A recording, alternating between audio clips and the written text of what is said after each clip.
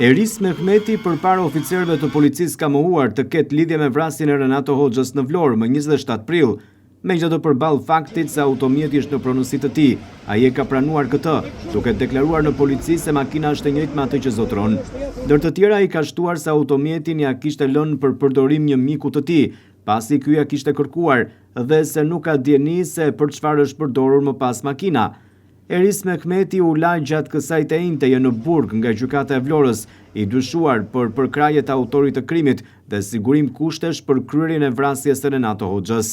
Nga hetimet e deri tanishme, policia dyshon se automjeti mund të jetë shmontuar në ndonjë pikë skrapi ose servis, ndaj po zhvillohen hetime edhe në këtë drejtim. Eris Mehmeti mësohet se është person i dyshuar dhe i vënë në pranga nga policia e Tiranës lidhur me hetimet që po kryen për zbardhjen e vrasjes së 58 vjeçarit Renato Hoxhaj.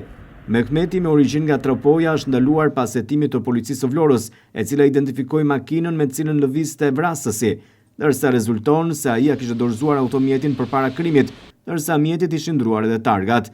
Megjithatë gjykata e Vlorës e la këtë të njëjtë Eris Mehmetin në burg pa afat për të vijuar edhe më tej hetimet në lidhje me këtë ngjarje të rëndë.